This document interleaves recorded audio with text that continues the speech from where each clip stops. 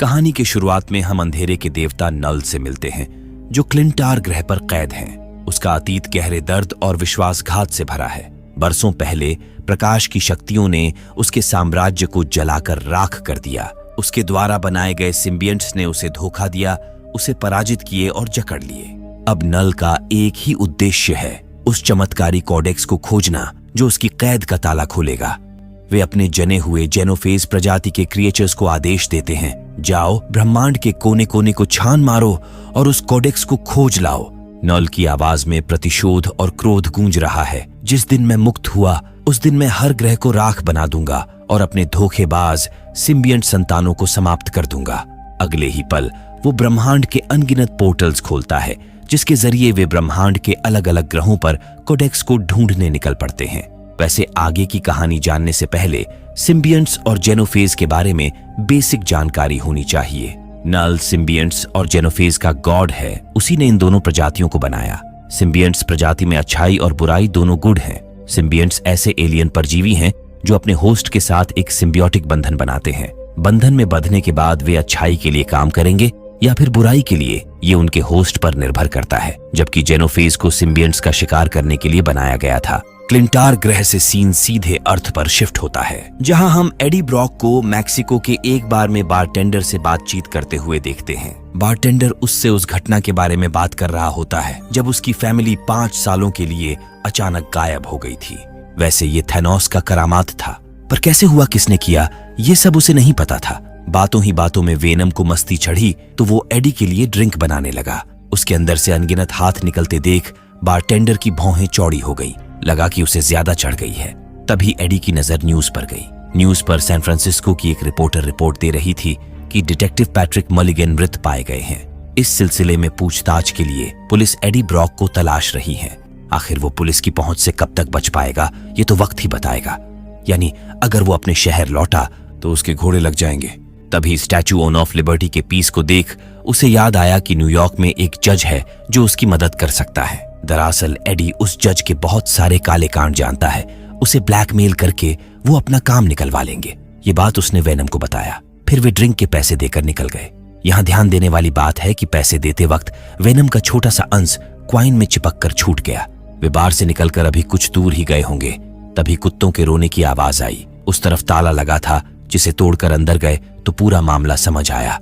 असल में यहाँ बहुत सारे शिकारी कुत्तों को कैद करके रखा गया था। इतने में इन कुत्तों का स्मगलर सामने आया और एडी को हड़काने लगा। एडी ने उसे प्यार से समझाया कि मुन्ना, इन कुत्तों को जाने दे, इसके बाद मैं खुद ब खुद चला जाऊंगा। जब वो नहीं माना तो वेनम ने जोरदार किक मारा, जिससे वो फुटबॉल की तरह लहराता हुआ पीछे दीवार से जा टकराया। इससे पहले कि उसके चमचे एडी को गोलियों से भून डालते, वेनम ने उसे कवर कर लिया और वे दोनों मिलकर उनकी बैंड बजा दिए। अंततः कुत्तों को आजाद करने के बाद वेनम उन स्मगलर्स की मुंडी खा गया। फिर वे चुपके से यहाँ से कट लिए, क्योंकि इनको पुलिस वगैरह के पछड़े में नहीं पड़ना था। इनके ठीक पीछे ही नोल का भेजा हुआ एक जेनोफेज आ चुका था।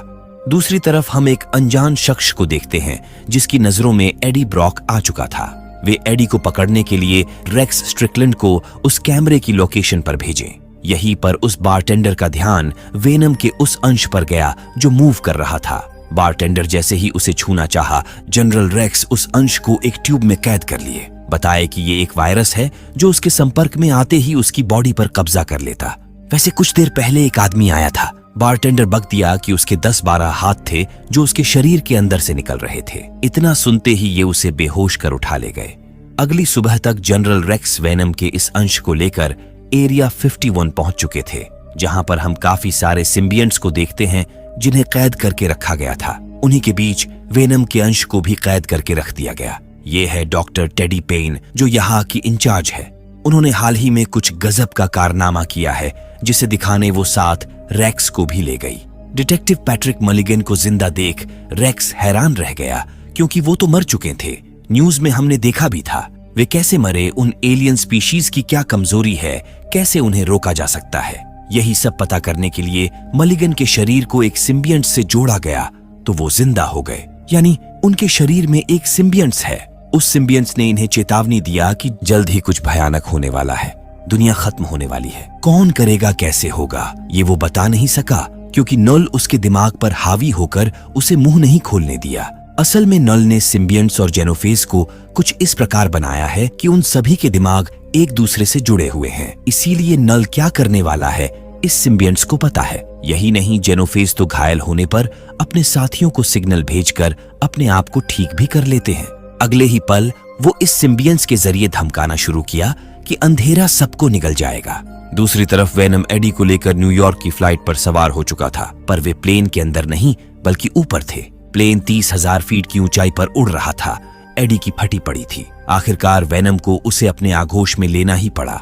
वेनम के अपने असली अवतार में आते ही जेनोफेज को कोडेक्स की लोकेशन पता चल गई। अगले ही पल वो प्लेन पर हमला कर दिया। दोनों के बीच प्लेन के ऊपर ही जंग छिड़ गई। किसी तरह वेनम ने उसे प्लेन के इंजन में झोंक दिया, फिर एडी के अंदर छुपकर प्लेन से कूद पड़ा। एडी समझ नहीं पा रहा था कि वेनम उसके साथ ऐसा क्यों कर रहा है। अंततः वेनम उसका पैराशूट बना, तब जाकर उसके जान में जान आई।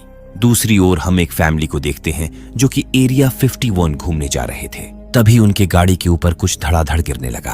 असल में वो जेनोफेज के टुकड़े थे जो प्लेन के इंजन से कटकर नीचे गिर रहे थे। नीचे गिरते ही वो फिर से अपने आप को हिल कर ली, जैसा कि हमने पहले ही बताया था। इधर उस क्रिएचर को देखने और हवा में गोते लगाने के बाद एडी की हालत खराब हो चुकी थी। वो क्रिएचर तुम्हारे पीछे क्यों पड़ा था? वेनम ने बताया कि वो एक मादा जेनोफेज थी। असल में अंधेरे के देवता नल ने उनके सिम्बियंट्स प्रजाति को बनाया और उन्हीं ने जेनोफेज को भी बनाया था। इस हिसाब से तो दोनों भाई बहन हुए, तो फिर वो लड़ क्यों रहे थे? भाई बहन हुए ये सही बात है, पर जेनोफेज को सिम्बियंट्स का शिकार करने के लिए बनाया गया था। असल में सिम्बियंट्स ने अपने ही जन्मदाता से बगावत करके उन्हें क्लिंटार ग्रह पर कैद कर दिए। पर अब एक अरसे बाद देवता नल के आजादी की चाबी अस्तित्व में आई है, जिसे कहते हैं कोडेक्स। वो जो भी बताया एडी के पल्ले नहीं पड़ा। आखिर में वो उसके दिमाग के अंदर घुसकर समझाया कि अगर तुम मर गए तो मैं फिर से तुम्हें जिंदा कर सकता हूँ। इस प्रक्रिया में जो ऊर्जा उत्पन्न होगी वही है कोडेक्स। अच्छा हुआ कि ये कोडेक्स हमारे अंदर नहीं है, क्योंकि एडी कभी मरा ही नहीं। मगर ऐसा नहीं था, वो एक बार मर चुका है और वो कोडेक्स उनके ही रीढ़ के अंदर है। इसीलिए तो वो जेनोफेज उनके पीछे पड़ी है। वैसे वो कोडेक्स तभी देख सकती है जब वेनम अपने असली रूप में होगा। इसीलिए वेनम प्लेन के ऊपर भी अपने असली रूप में नहीं आ रहा था। वैसे वो अपना सर तथा पूंछ निकाल सकता है, मतलब उसे जेनोफेज से बचना है तो एडी के अंदर ही छिपकर रहना होगा। इस कोडेक्स से पीछा कैसे छूटेगा? उन दोनों में से कोई एक मरा तभी जाकर कोडेक्स खत्म होगा। मगर दोनों ही मरना नहीं चाहते थे, इसलिए वे एक घोड़े को हवाई बनाकर कट लिए। उधर जनरल को एक आदमी के प्लेन से कूदने की खबर मिल चुकी थी। वे अपनी टीम लेकर तुरंत उस एरिया का जायजा लेने पहुंचे।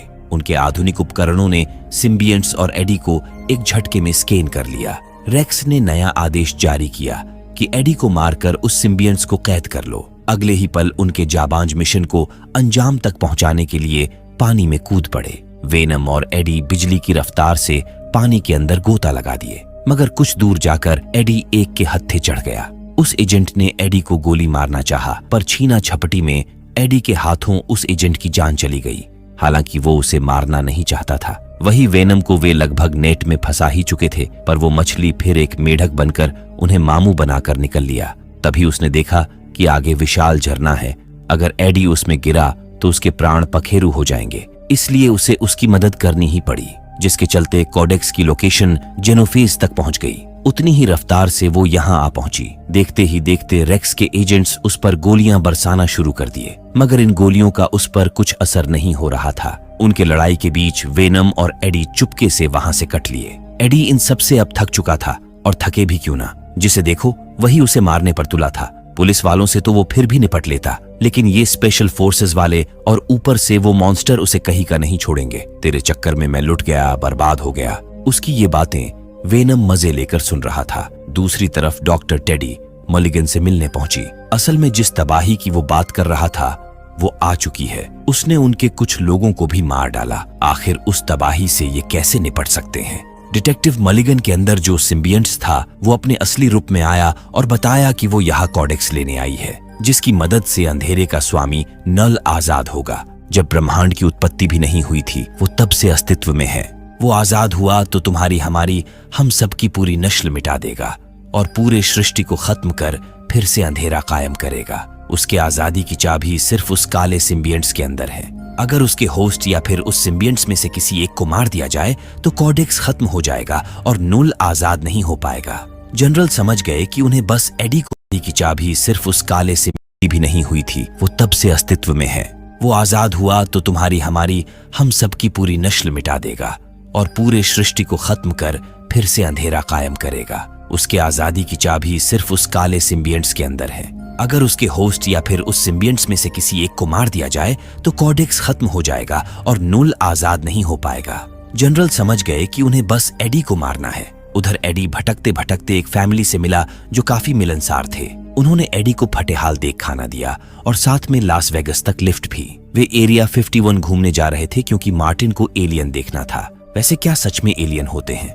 जहां तक एडी को पता है एलियन नहीं होते, पर एक एलियन तो उसके अंदर ही था। इस सफर पर एडी की मार्टिन, उसकी बीवी और बच्चों से अच्छी खासी दोस्ती भी हो गई। मार्टिन के बेटे ने एडी को चॉकलेट भी दिया जो कि वेनम को काफी पसंद था। लास वेगस पहुंचने के बाद मार्टिन ने एडी को चप्पल भी दिए। इन सब के लिए एडी ने उनका तहे दिल से शुक्रिया किया और वे अपने अपने रास्ते निकल लिए। वही पैदल चल चल के एडी के पैर की बैंड बज चुकी थी। इस हालत में वो एक कदम भी चलने के मूड में नहीं था। उसके जेब में भी सिर्फ $20 ही शेष बचे थे। इतने में तो वे शहर से बाहर भी नहीं निकल सकते। सामने पेरिस होटल देख वेनम ने उसे जुआ खेलने का सुझाव दिया। क्योंकि वेनम माहिर खिलाड़ी है, वो पल भर में 20 का 20,000 बना देगा। एडी जैसे ही इंटर हुआ, गार्ड बाहर का रास्ता दिखा दिया। भिखारियों के लिए एंट्री निषेध है। वेनम ने छट से उसका खोपड़ा फोड़ डाला। भिखारी किसको बोला बे? कुछ दूरी पर शूट बूट पहना एक शख्स दिखा। ये उसका कोट पैंट हथियाने चल दिए, पर वो जुआरी तो नशे में धुत था।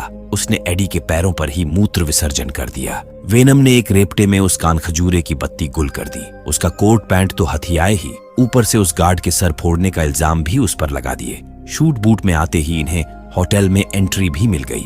वेनम तुरंत 20 का 20,000 बनाने में लग गया। उसके खेलने की स्पीड देख सब हैरान थे। आखिरकार वेनम उसे मालामाल तो नहीं, पर कंगाल जरूर कर दिया। यही नहीं, हारने का सारा ठीकरा एडी और इस मशीन के ऊपर फोड़ दिया। उसे खेलने के लिए और पैसे चाहिए थे, मगर एडी के पास नहीं थे। तभी उसकी नजर मिसेस चेन पर पड़ी, जिन्हें हमने पिछली मूवी में देखा था।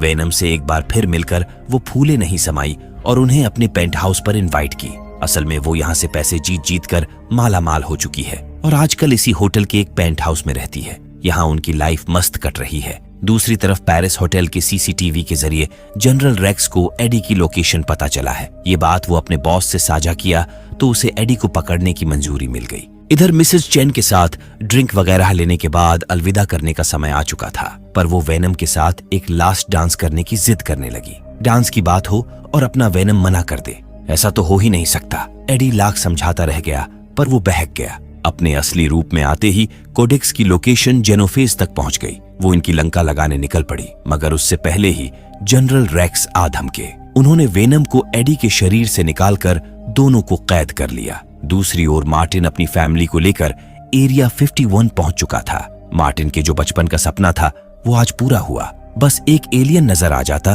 तो इनका ट्रिप सुकलान हो जाता। तभी इनको अंदर घुसने की एक जगह मिल गई। ये एलियन देखने के चक्कर में अंदर घुसकर टावर पर चढ़ गए। वही एडी को डिटेक्टिव पैट्रिक मलिगन के पास में ही कैद किया गया था। उन्हें जिंदा देख एडी चकित रह गया। आखिर वो जिंदा कैसे बचे?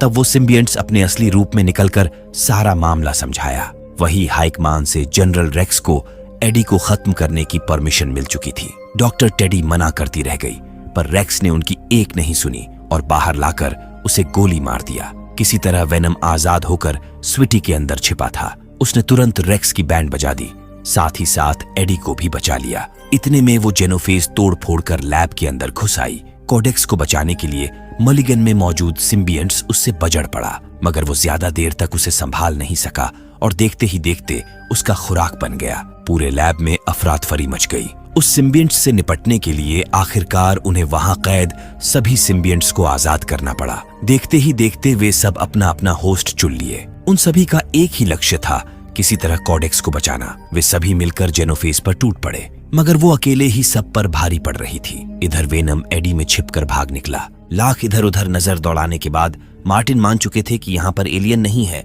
बहुत शांति है यहाँ। अगले ही पल एक जोरदार धमाका हुआ। इन्हें एक एलियन देखना था, मगर यहाँ तो उनकी पूरी फौज थी। यहीं पर हम उस ट्यूब को देखते हैं जिसके अंदर वेनम के अंश को रखा गया था। वो ट्यूब इस झमेले में टूट चुका था। एक ट्यूब सेफ बचा था जिसे डॉक्टर टेडी लेकर भाग निकली, क्योंकि उस जेनोफेज के ऊपर इनके गोले बारूद का कुछ असर नहीं हो रहा था। यहाँ से कट लेने में ही समझदारी थी। तभी भागते हुए एडी की नजर मार्टिन पर पड़ी। वो वेनम के सहारे उन तक पहुंचा तो वो डर गए कि एडी भी उन्हीं एलियंस में से एक है। वैसे वो एलियन नहीं, बल्कि उसके अंदर एक अच्छा वाला एलियन है। उसने वेनम को उनके समक्ष भी किया। इतने में रेक्स ने जेनोफेज के ऊपर रॉकेट लॉन्चर दांगा, जिससे टावर की पूरी बैंड बच गई। टावर गिरने लगा, उसी के साथ वे सब भी नीचे गिरने लगे। तब सिम्बियंट्स ने मिलकर उनको बचाया। ये देख जनरल रेक्स दुश्मन और दोस्त में फर्क समझ चुके थे। तभी वो जेनोफेज हिल करके फिर से उठ खड़ा हुई।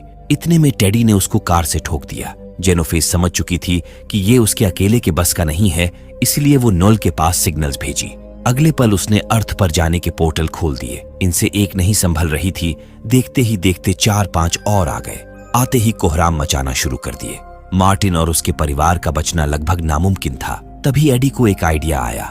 वो सामने खड़ा बाइक लिया, वेनम बना और भाग निकला। जनरल को बताते गया कि वो एक जगह सबको इकट्ठा करता है और तुम हवाई सपोर्ट लेकर वहां पहुंचो। कोडेक्स दिखते ही ये सब छोड़ छाड़ कर उसके पीछे पड़ गए। तब तक टेडी मार्टिन के परिवार को सही सलामत उनके भैन तक छोड़ आई। वही एडी कभी वेनम तो कभी एडी बनकर उनको एक ऐसी जगह ले गया जहां पर वेनम ने कुछ बड़ा करने की सोच रखा था। कहीं ना कहीं उसे पहले से ही अनुभव था कि वे जेनोफेज को रोक नहीं सकते।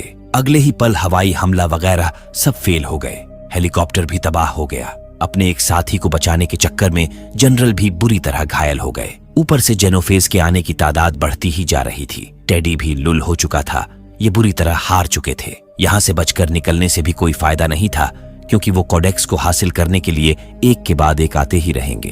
दोनों ने मान लिया कि उनकी मौत ही उनकी जीत का रास्ता है। वैसे मरने से पहले वेनम को स्टैचू ऑफ लिबर्टी देखने का बड़ा मन था, पर अफसोस वो ख्वाहिश अधूरी ही रह जाएगी। ये दोनों जाबांज जेनोफेज के सामने बाहें फैलाए खड़े हो गए कि आओ हमें पकड़ लो। अगले पल वेनम उन सबको अपनी आगोश में ले लिया। फिर उस पॉइंट की तरफ बढ़ चला जहां पर एसिड पाइपलाइन का पॉइंट था। वो रेक्स को उन्हें खत्म करने के लिए कहता है और जाकर उस पॉइंट पर खड़ा हो जाता है। साथ ही साथ वो एडी को अपने से बाहर निकाल फेंकता है। इस तरह वेनम कोडेक्स को खत्म करने के लिए अपने आप को सैक्रिफाइस कर दिया। जनरल भी मारे गए। उधर डॉक्टर टेडी को अपने सहकर्मी को बचाने के लिए एक सिम्बियंट्स का सहारा लेना पड़ा, यानी अब उसके अंदर भी एक सिम्बियंट्स है। वही एडी जब होश में आया तो वो हॉस्पिटल के बेड पर था। एक कर्नल उसके दिलेरी और दुनिया पर आने वाले संकट को रोकने के लिए चाबासी दिए। उसके ऊपर जो भी चार्जेस थे वो हटा लिए गए, मगर एक शर्त पर। उसे इस घटना को किसी से शेयर नहीं करना है, वरना उसे जिंदगी भर के लिए काल कोठरी में डाल दिया जाएगा। हॉस्पिटल से डिस्चार्ज होने के बाद एडी सबसे पहले स्टैचू ऑफ लिबर्टी गया, जिसे देखना वेनम का सपना था। तो दोस्तों, ये थी कहानी वेनम द लास्ट डांस की। वैसे इसका एक पोस्ट क्रेडिट सीन भी है, जिसमें नल बौखलाकर कहता है कि सारे ग्रहों पर मेरा राज होगा, क्योंकि मैं अपनी रिहाई का दूसरा तोड़ ढूंढ चुका हूं।